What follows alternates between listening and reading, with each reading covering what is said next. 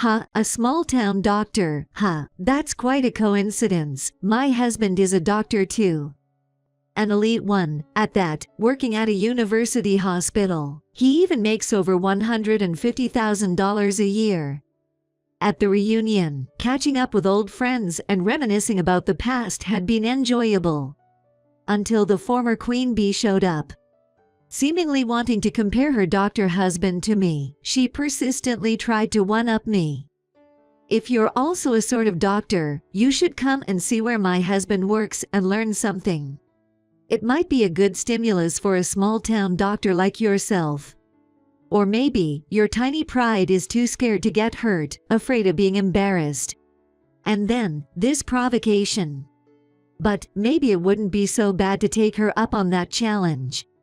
Let's see who will really be embarrassed. My name is White, just a humble small-town doctor. Phew, worked hard again today. This might just be the right pace for me.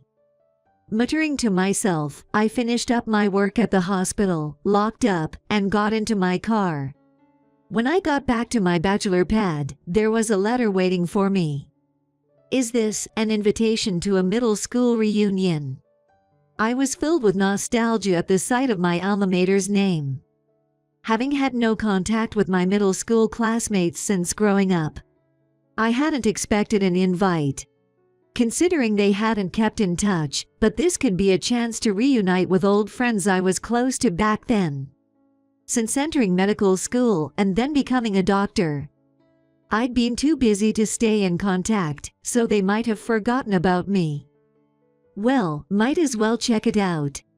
Fortunately, the reunion was still a ways off, and it looked like I could make it work. At that moment, I was so filled with anticipation at the thought of seeing all those familiar faces again that I had forgotten.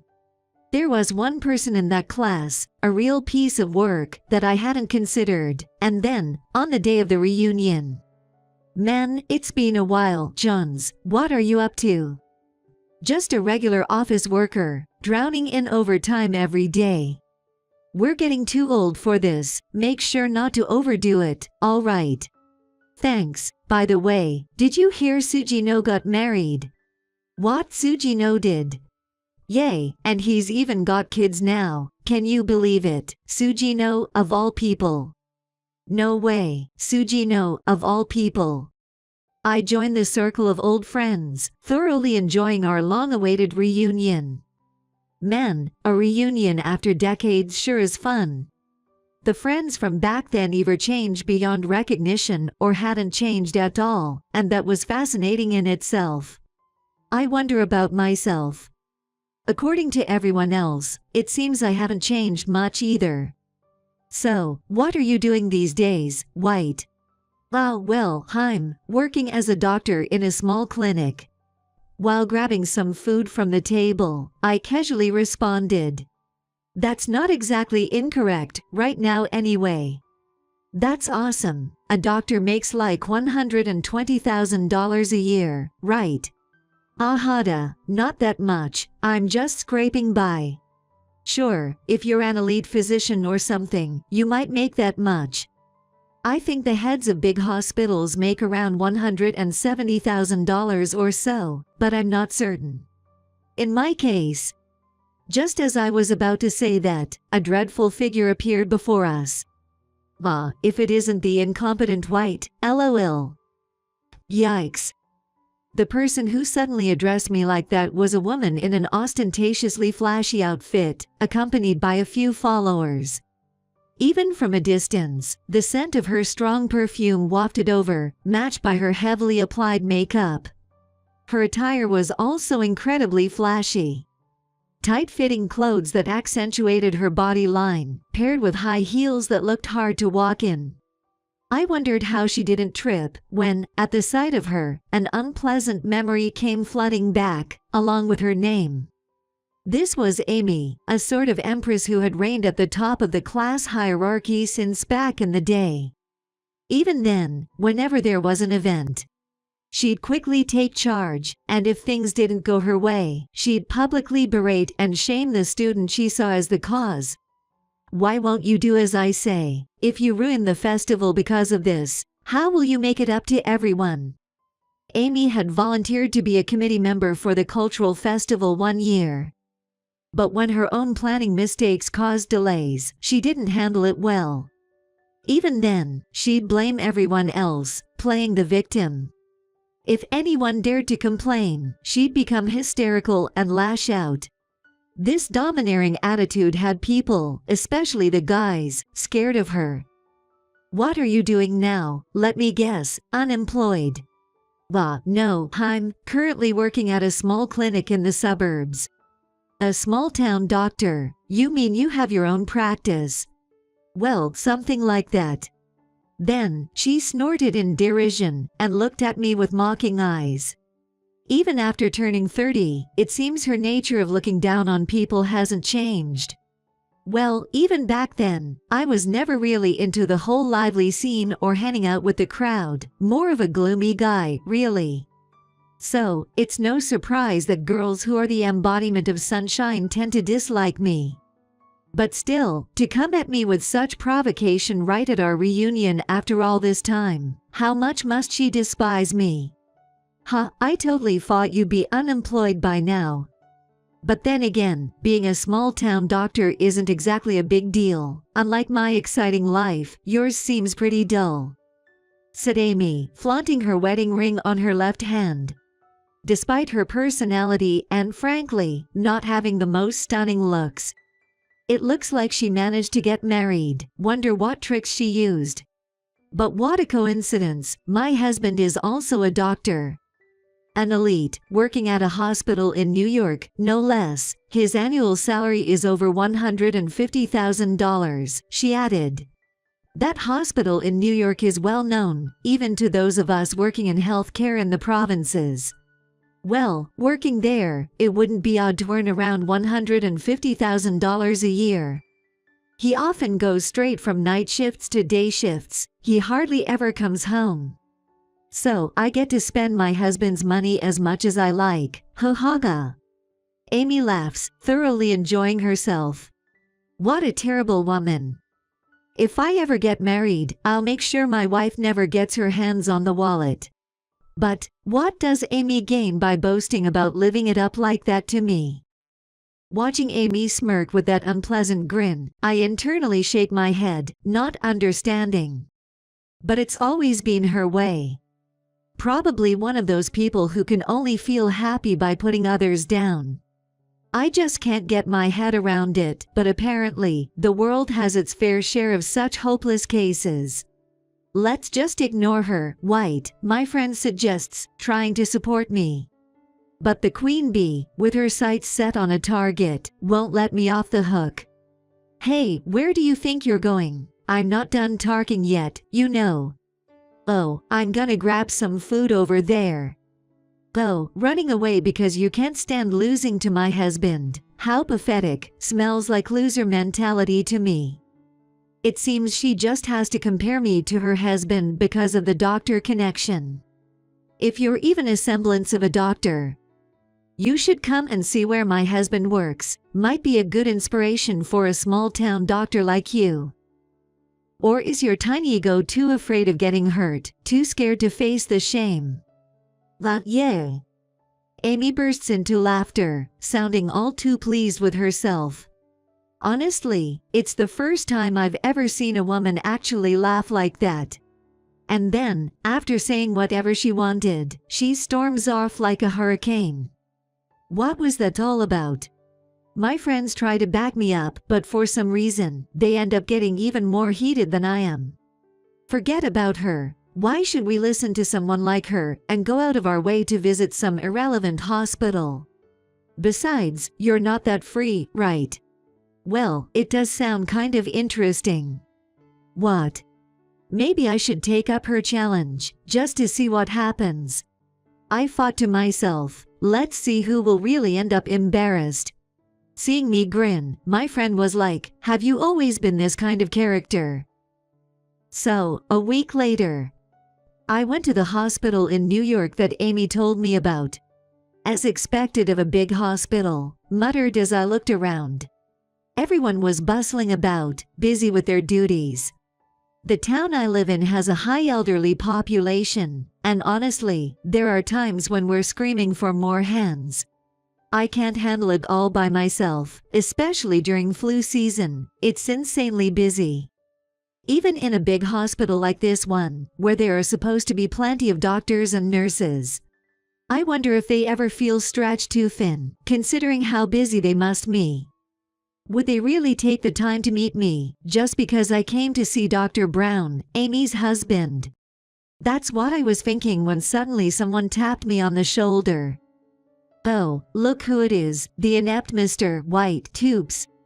I mean, Dr. White, you actually showed up. I'll give you credit for having the guts to come," said Amy, looking quite pleased with herself.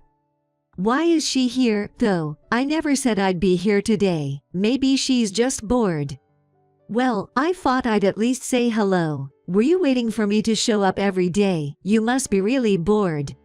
"What? Of course not. Unlike a small-town doctor like you, I'm very busy. I just happen to have some business here today."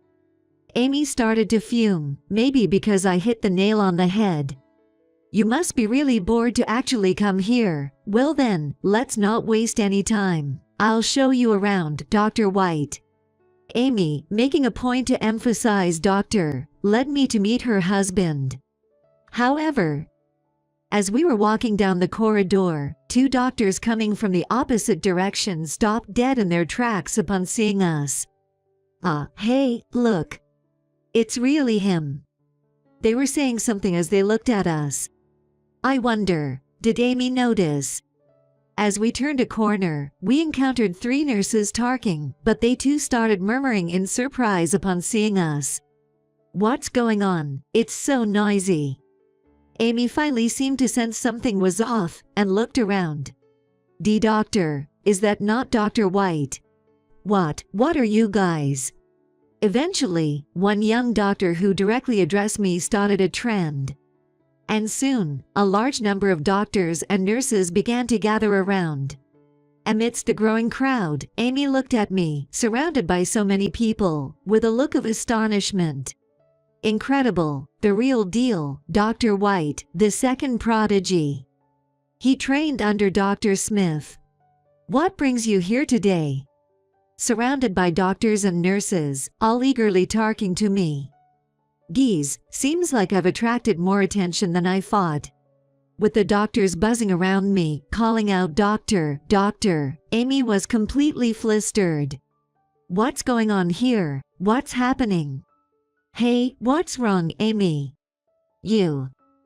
"No, who is that? Could it really be Dr. White?" In the midst of this, Dr. Brown, Amy's husband, also arrived and greeted me like the others. "Oh, it's an honor to meet you, Dr. White. When my wife told me about you, I thought it must be another person with the same name, but to think it's really you." "Hey, what's the meaning of this? Why are you greeting him so politely, to such a useless small-town doctor?" Perhaps Amy was feeling triumphant about bringing me here, planning to ridicule me in front of her husband. But as her plans dramatically backfired, Amy, sweating profusely enough to ruin her makeup, panicked amidst the circle of doctors. "Hey you, who exactly are you?" "Like I said, I'm just a small-town doctor from a little hospital. Didn't I tell you that before?" "Then what's all this about? Don't lie. Tell me the truth." Amy pressed me, clearly distressed. Though I fought to keep silent, escaping her interrogation now seemed impossible. Good grief, no choice then. I gave up and decided to tell Amy the truth. Ever since I was little, I read nothing but medical books. Cough, cough. "Mom, are you okay?" "Yes, I'm fine. Sorry to worry you." From the moment I was conscious, my mother was frequently ill, and I always wondered if there was anything I could do to help her. By the time I was in my third year of middle school, her condition started to worsen, and by the time I entered high school, she could barely stand on her own. My family did not have a father. He had died in an accident before I was born. While carrying me in her womb, my mother lost my father and had to overcome a tough period all by herself. After I was born, she worked while raising me, leading a life that was far too strenuous. As a result, she probably became frail. I'm the only one who can protect you, Mom. I have to do something. As a high school student, I took my mother's wheelchair, visiting various doctors everywhere. But no matter which doctor we saw, the verdict was there's no saving her. Even with surgery, she might live longer but will continue to suffer, making the chances of survival bleak.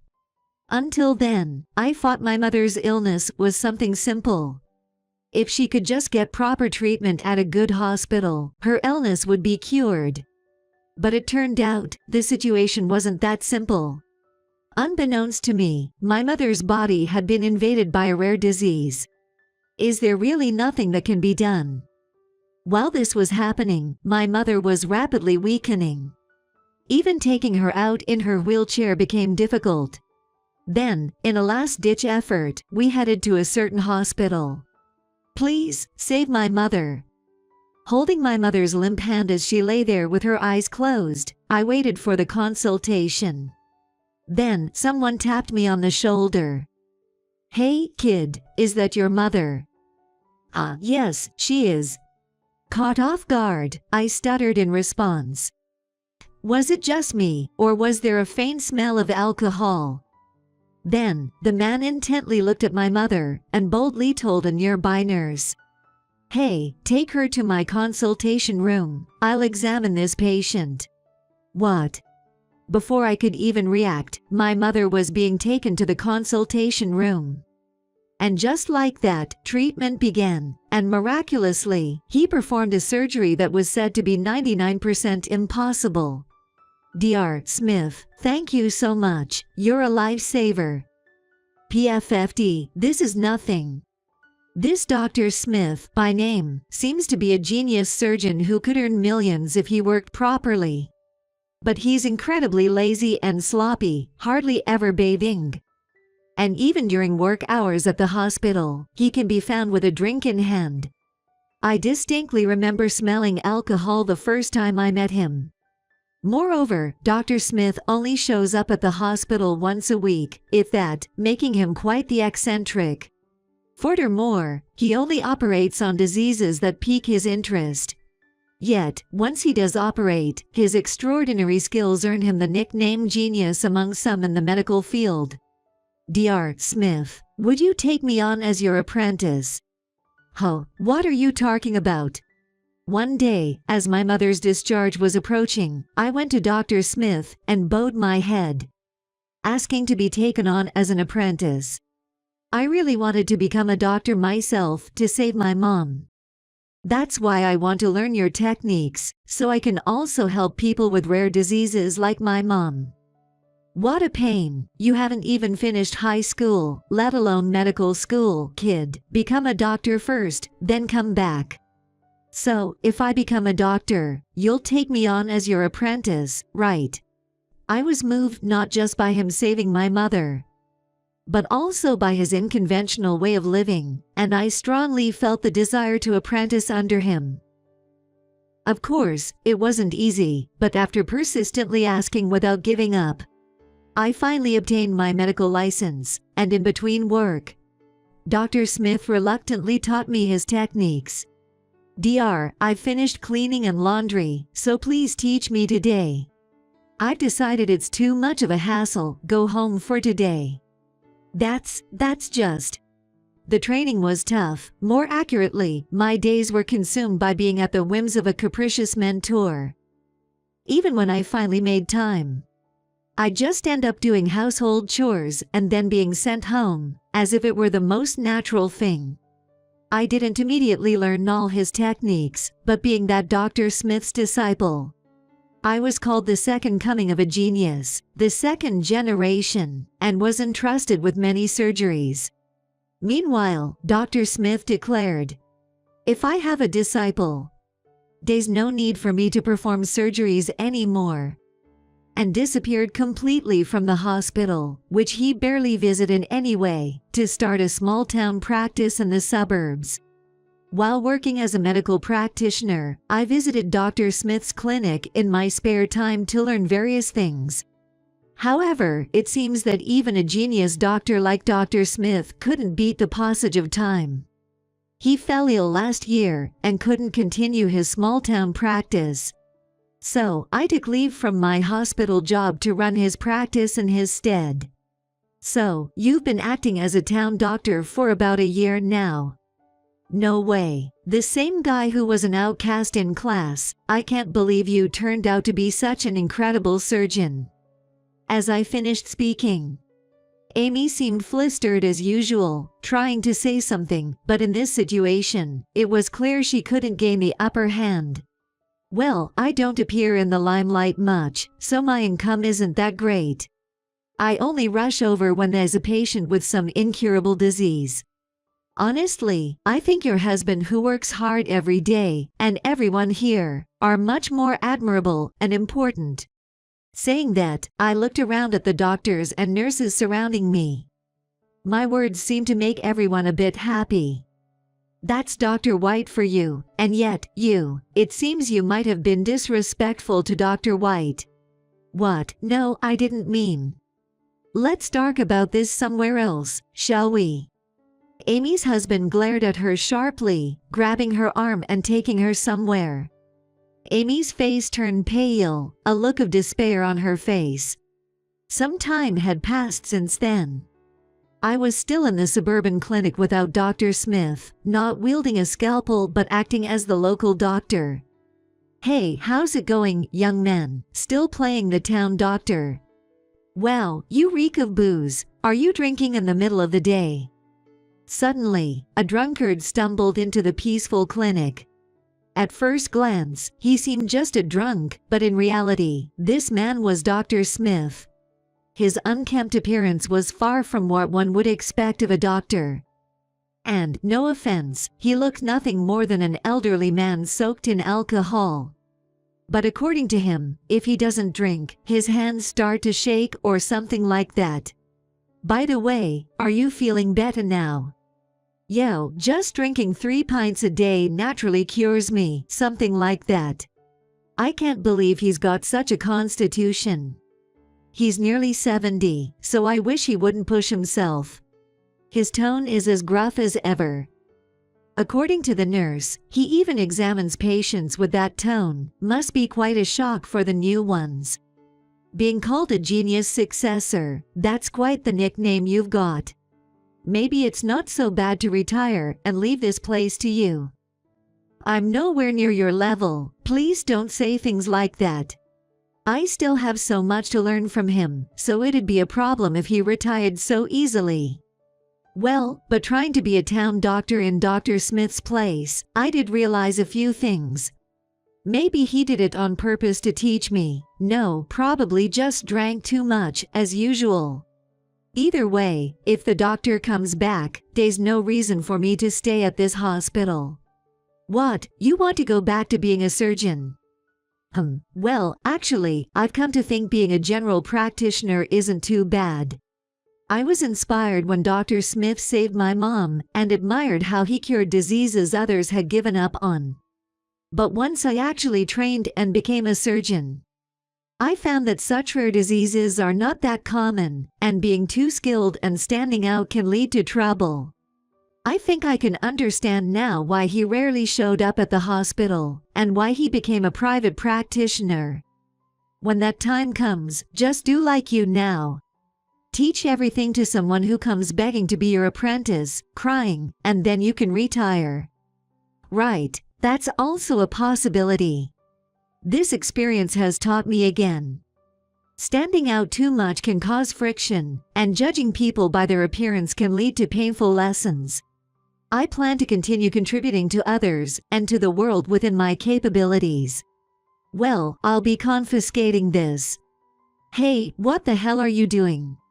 As I took the bottle of whiskey from Dr. Smith,